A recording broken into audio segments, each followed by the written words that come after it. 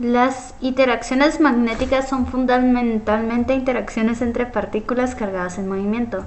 Estas interacciones se describen mediante un campo magnético vectorial, el cual lo vamos a definir como B, y una partícula con carga Q que se mueve con una velocidad V en un campo magnético B. El que experimenta una fuerza, va a tener que experimentar una fuerza perpendicular.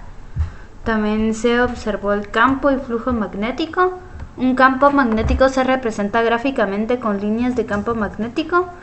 Para un punto cualquiera, en una línea de campo magnético es tangente a la B que habíamos definido anteriormente, donde las líneas de campo están muy cercanas entre sí. La magnitud del campo es grande y puede funcionar también en viceversa. El flujo magnético lo vamos a definir como lambda, que es a través de una área que se define en forma similar al flujo eléctrico.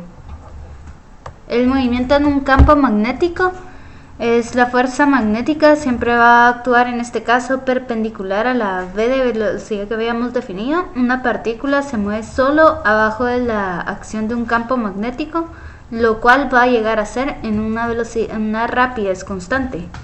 En un campo uniforme, una partícula con velocidad inicial perpendicular al campo se va a mover en un círculo que va a tener un radio definido, y siempre va a llegar a depender de la intensidad del campo magnético. Ya lo estoy grabando. La fuerza magnética sobre un conductor. Un segmento rectilíneo de un conductor que transporta una corriente I en un campo magnético uniforme B va a experimentar una fuerza F, el cual va a ser perpendicular tanto a B como a la L. Esta va a apuntar en la dirección de la corriente y va a tener una magnitud igual a la longitud del segmento. Podemos observar que esta relación es bastante similar a la fuerza sobre un segmento que es infinito y está cargando a una corriente I. Por último, se vio un par de torsión magnética, una espira de corriente con área A y con corriente I en un campo magnético uniforme B. No va a llegar a experimentar fuerza magnética neta, pero sí va a llegar a tener una torsión magnética de magnitud T. El par de torsión vectorial T se va a expresar en términos de M es igual a la corriente por A de la espira, el cual va a ser igual a la energía potencial de un momento magnético en un campo B. Un momento magnético en una espira solo depende de la corriente y del área. Siempre va a llegar a ser independiente de la forma de la espira.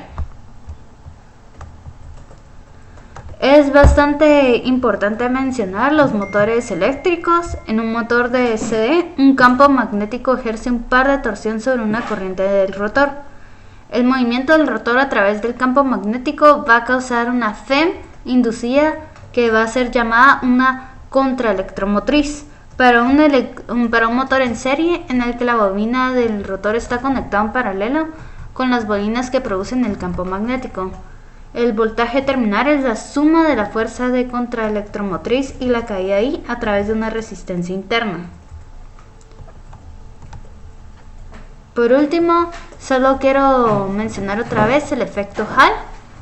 El efecto Hall es una diferencia de potencial perpendicular a la dirección de la corriente en un conductor cuando el conductor se coloca en un campo magnético.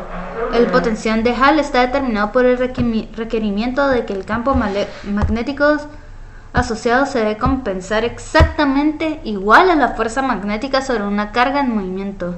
Esta es Ana Lucía Díaz y esta es mi tarea física.